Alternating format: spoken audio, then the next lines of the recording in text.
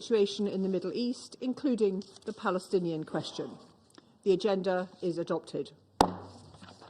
In accordance with Rule 37 of the Council's Provisional Rules of Procedure, I invite the representative of Israel to participate in this meeting. It is so decided. I propose that the Council invite the permanent observer of the Observer State of Palestine to the United Nations to participate in this meeting, in accordance with the Provisional Rules of Procedure and the previous practice in this regard. There being no objections, it is so decided. In accordance with Rule 39 of the Council's Provisional Rules of Procedure, I invite Mr. Muhanad Hadi, Deputy Special Coordinator, Resident and Humanitarian Coordinator for the Middle East Peace Process, to participate in the meeting. It is so decided. The Security Council will now begin its consideration of item 2 of the agenda. I now give the floor to Mr. Muhanad Hadi. Thank you, Mr. President, members of the Security Council, Excellencies. At the outset, I would like to convey the apologies of the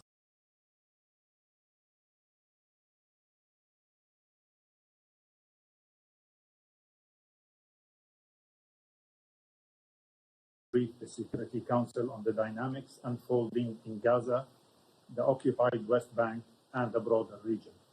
Regrettably, the situation remains grave across the region. Israeli military operation continued across the blue line with Lebanon, as did the firing of rockets by Hezbollah towards Israel, including a barrage this weekend. I welcome the ongoing diplomatic efforts to reach a cessation of the hostilities and urge the parties to accept a ceasefire anchored in the full implementation of Security Council Resolution 1701. Special Coordinator also outlined a number of key principles that would lay the groundwork for a viable and sustainable political future for Israelis and Palestinians within a more peaceful and stable region. Since the conflict began, the United Nations has consistently urged the international community and the parties to chart a course towards peace. We continue to call for an immediate ceasefire, the immediate and unconditional release of all hostages, and the de-escalation of tension around the region. We continue to demand immediate steps to improve the delivery of humanitarian assistance, which is failing to meet even the most basic needs of Gaza's population. We continue to call for political and security frameworks that would move us closer to resolving the Israeli-Palestinian conflict, ending the occupation, and achieving a two-state solution. Madam President, as the winter approaches, the horror in Gaza continues to grind on with no end in sight. In the more than 13 months of conflict since the vicious attack by Hamas and other Palestinian armed groups inside Gaza on 7th of October 2023, some 44,000 Palestinians and some 1,700 Israelis and foreign nationals have been killed. Over 100,000 Palestinians, many women and children, and tens of thousands of Israelis, including women and children, have been injured. 110 Israelis are still held in Gaza, being held in horrific conditions and denied humanitarian visits. Recent weeks have seen devastating intensification of IDF operations in North Gaza, with mass casualty incidents occurring with alarming frequency. On 10th November, 36 Palestinians, including women and children, were reportedly killed, while others were injured, when a multi-story building was hit in Jabali al-Balad. On 16 November in Beit Lahia, 2 separate Israeli airstrikes reportedly killed at least 65 Palestinians, including women and children, when buildings hosting IDPs were hit. These are but a small fraction of the deadly incidents that have occurred in recent weeks. The IDF has said it's targeting Hamas personnel and locations and takes steps to mitigate harm to civilians. On top of the daily carnage, we continue to witness displacement and destruction, including of civilians' infrastructure. Repeated evacuation orders issued by the IDF have triggered over 100,000 people to be displaced from northern Gaza southward since IDF ground operation resumed in the area on 6th of October. The resulting influx into Gaza City and surrounding has increased the population to some 375,000 people, with only an estimated 75,000 remaining in northern Gaza. Access to humanitarian aid remains a daily struggle and involves huge personal risks. Looting of humanitarian supplies by Palestinians is intensifying and becoming more organized and more violent. In one incident, on 16th of November, a UN convoy comprising of 109 trucks of food supplies was violently looted by Palestinians, with 97 trucks lost. On 18th of November, over 20 people were reportedly killed by armed Palestinians in an operation said to be led by the Gaza Ministry of Interior to target looters of humanitarian aid. I again unequivocally condemn the widespread killing and injury of civilians in Gaza and the endless displacement of the population. I also condemn the continued holding of hostages in Gaza and the indiscriminate firing of rockets toward Israeli population centers by Hamas and other Palestinian armed groups, which has continued this month. Attacks on humanitarians and humanitarian convoys must cease immediately. Law and order must be restored, and civilian population have safe access to vital aid. Madam President, the levels of essential goods, including humanitarian assistance, that has been allowed into Gaza is inadequate to meet the overwhelming needs of the population. The campaign in Gaza to vaccinate against polio virus concluded having reached over 500,000 children. It demonstrates that what is possible when basic humanitarian operation requirements are met. As I warned in my capacity as a humanitarian coordinator, the delivery of critical aid across Gaza is grinding to a halt, and that the survival of 2 million people hangs in the balance. I urge Israel to fulfill its obligations to facilitate the rapid and unimpeded passage of humanitarian relief into and throughout Gaza, and for all parties to respect safe delivery of assistance. Madam President, as we confront enormous challenges in Gaza, we're also witnessing the increasingly dangerous dynamics unfolding in the occupied West Bank, including East Jerusalem. Violence has continued at alarming levels.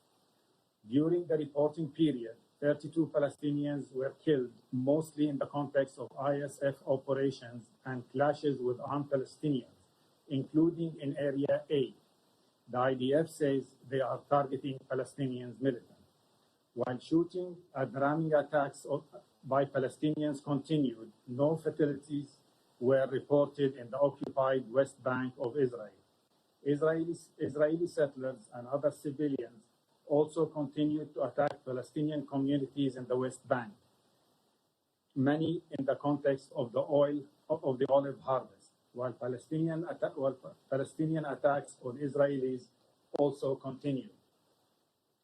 The Israeli government has also continued its unrelenting advancement of settlement and its policy of evictions and demolition of Palestinian-owned structures. On 28th of October, Israeli planning authorities advanced approximately 120 housing units in settlements in Area C in the occupied West Bank. And on 5th November, Israeli forces demolished 9 homes in East Jerusalem. While these dangerous steps accelerate, some ministers are now openly calling for the annexation of the West Bank. I reiterate, the annexation consists of a violation of international law and must be firmly rejected. It is crucial that the Palestinian Authority is supported politically and financially. The waiver that allows Israeli banking system to cooperate with Palestinian banks is set to expire at the end of the month, once again threatening the Palestinian banking sector and economy. The use of this renewal letter as a perpetual threat of economic instability alongside other unilateral steps that undermine the PA's fiscal stability must end. Madam President, allow me to share a few final reflections from the Special Coordinator.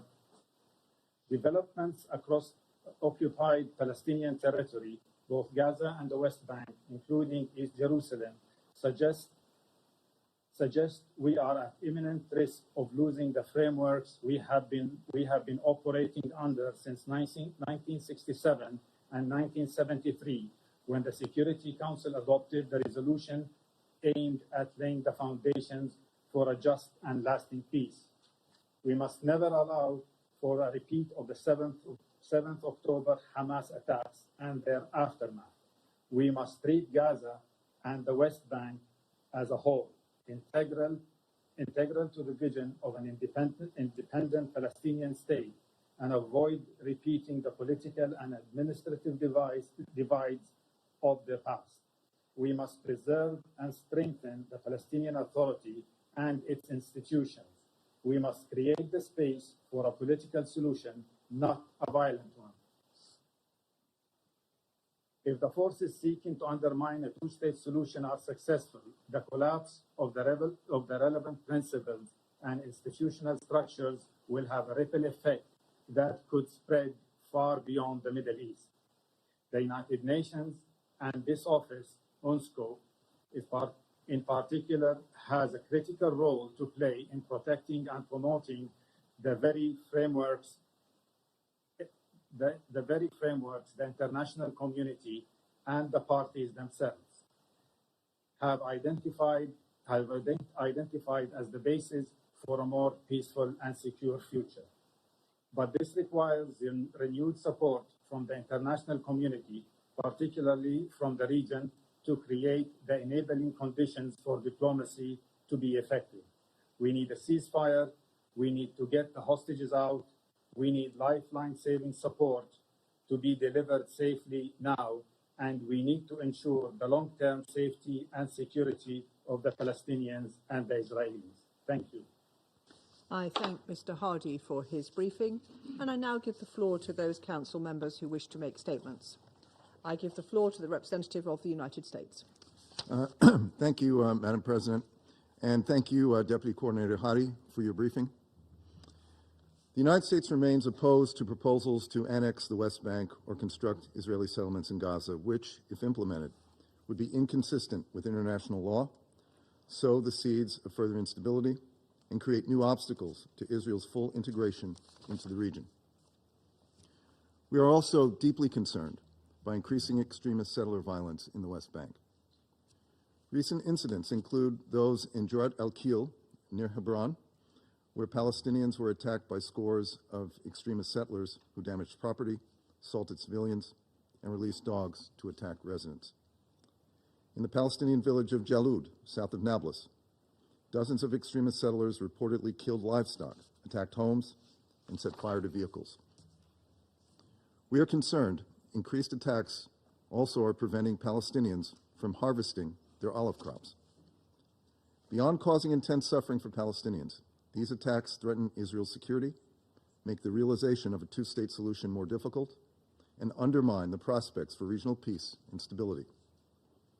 The government of Israel must deter extremist settler violence and protect all communities from harm. This includes intervening in, preventing, and stopping attacks.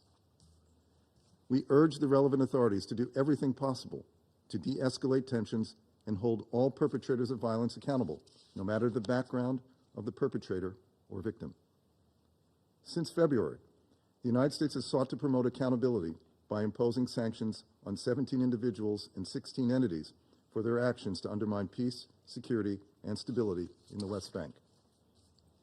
Just last week, we sanctioned 3 entities and 3 individuals for their roles in violence targeting civilians or in the destruction or dispossession of property.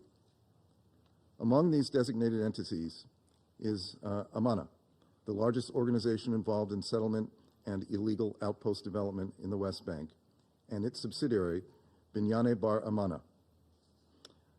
Amana has established dozens of illegal settler outposts and directly engaged in dispossession of private land owned by Palestinians in its support of settlers. As Secretary of Defense Austin made clear to his Israeli counterpart, we are also concerned about Israel's decision to stop using administrative detention orders against settlers suspected of attacks against Palestinians in the West Bank. We will continue to use all tools at our disposal to promote accountability for those who further destabilize conditions in the West Bank and support extremist violence. Moreover, we recognize that the West Bank's economic stability is also critical to Israeli and regional security. For that reason, the United States strongly urges that Israel extend correspondent banking services by at least 1 year to prevent economic collapse in the West Bank, which not only jeopardizes Israel's security, but also regional stability. Colleagues, we've discussed Gaza at length, and so let me simply reiterate. The United States is doing everything possible to end the war in a way that secures the release of the hostages, surges humanitarian aid to Palestinian civilians, and ensures Israel's security. The Security Council has an obligation not to let Hamas off the hook. Not after the misery, death, and destruction they sparked 13 months ago. Hamas has cynically demonstrated that it prefers the war continue, including by rejecting multiple ceasefire offers and other formulas that would bring much-needed relief to Palestinian civilians desperate for an end to the fighting. We must not cave into Hamas's demands or allow it to dictate the course of events. Rather, we must increase pressure on Hamas to implement Resolution 2735 without condition and without delay. Toward that end, the United States last week imposed additional sanctions on Hamas political leaders and fundraisers. At the same time, Israel must take more steps to facilitate the humanitarian access and the sustained delivery of aid at scale. To restore the flow of commercial goods and to address persistent lawlessness that prevents aid from reaching Palestinians in Gaza. It's abhorrent that criminal gangs have been allowed to loot humanitarian assistance for their own ends. They are taking food and medicine out of the hands of Palestinian civilians, including children. Only after we reach a ceasefire agreement with hostage release consistent with Resolution 2735 will it be possible to chart a new path forward in Gaza that enables Palestinians to rebuild their lives free from Hamas's tyranny. As we have stressed, the UN is not the problem. Rather, it's part of the solution, and we join other Council members in recognizing the risk and sacrifices UN staff are making daily to deliver aid.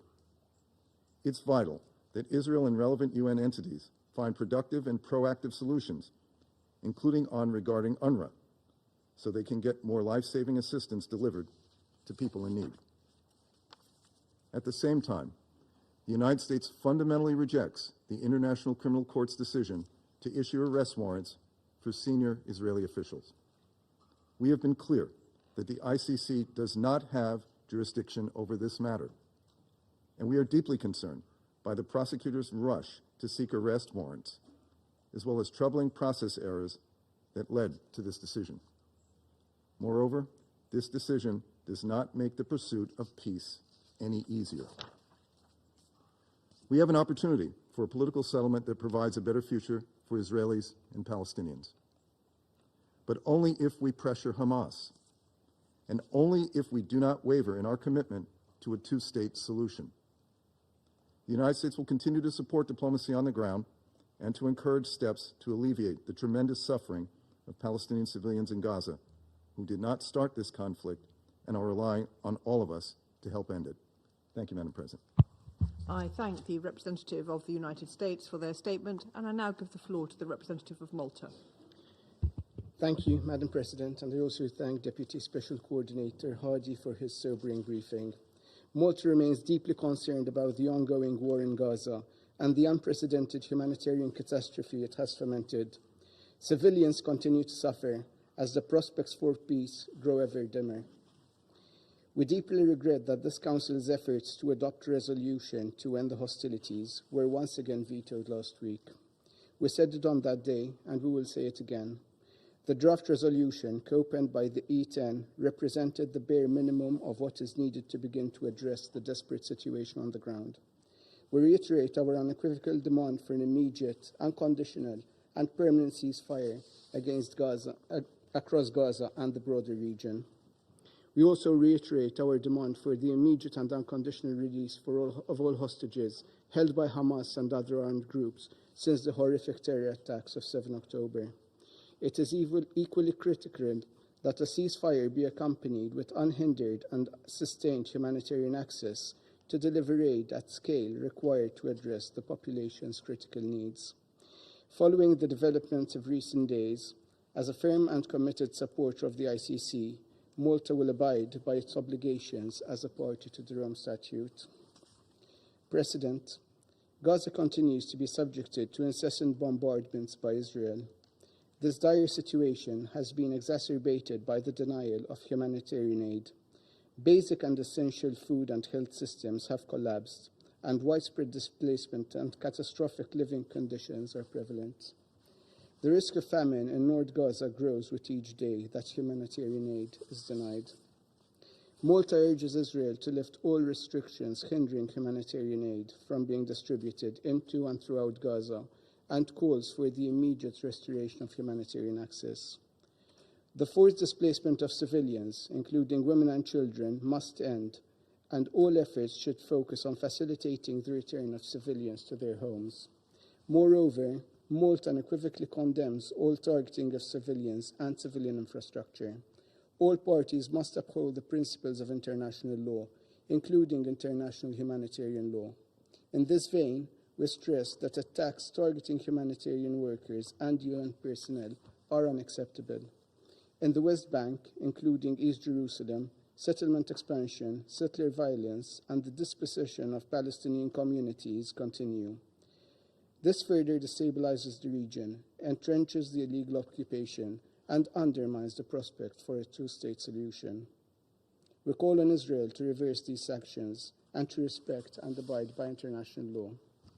Irresponsible calls for the annexation of the West Bank by some Israeli officials and inflammatory rhetoric on the status quo of the holy sites are resurfacing, adding more fuel to the fire. Such actions would be also in violation of international law.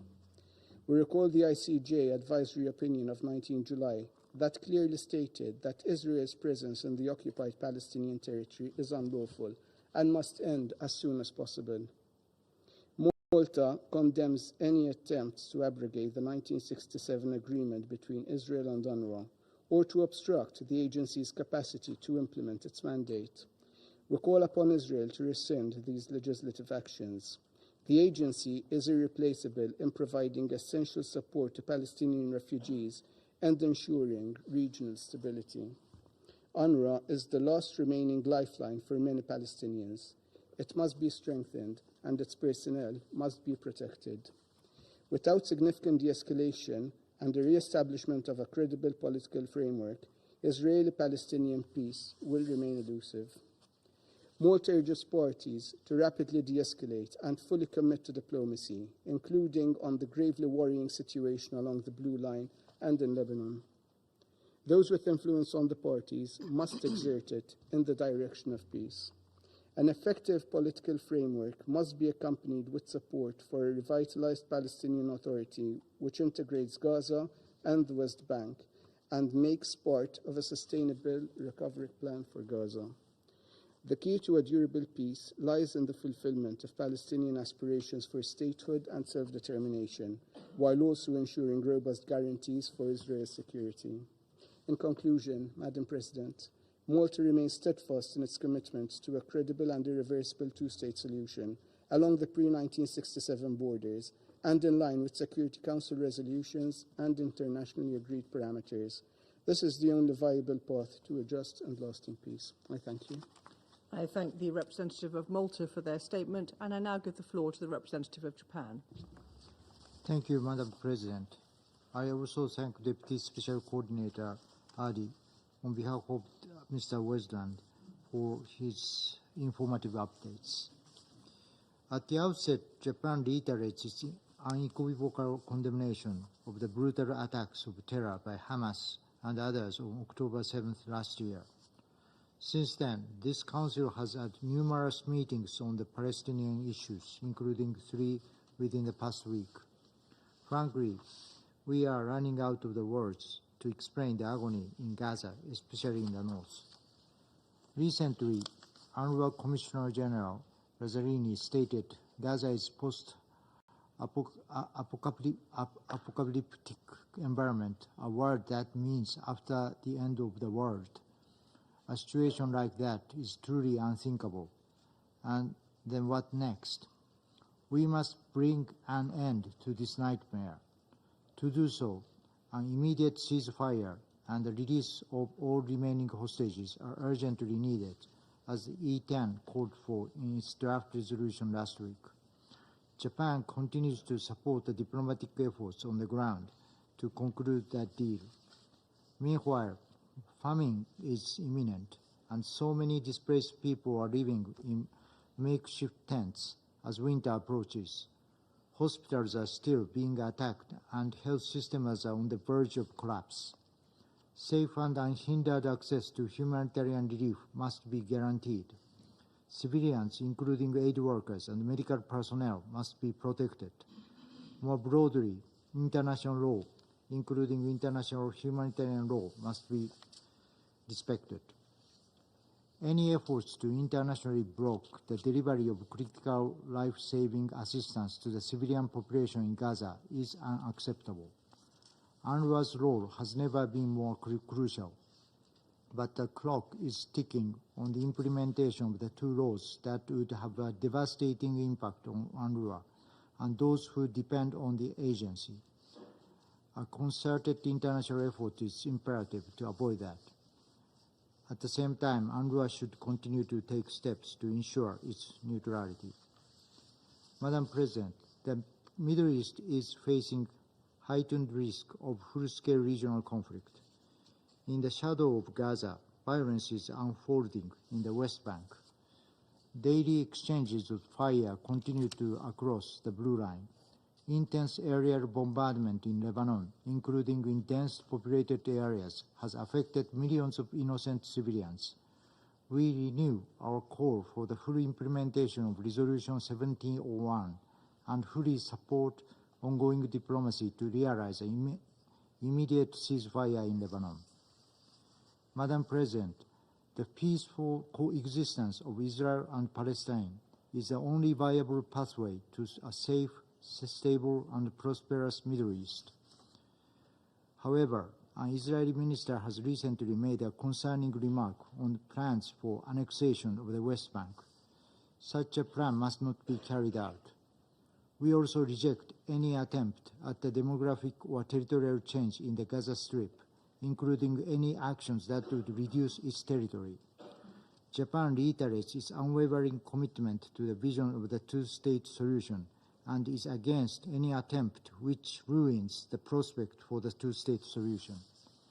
In this regard, we stress the importance of unifying the Gaza Strip with the West Bank under a revitalized Palestinian Authority, and we offer our steadfast support to the reform of PA, both politically and financially. I thank you, Madam President.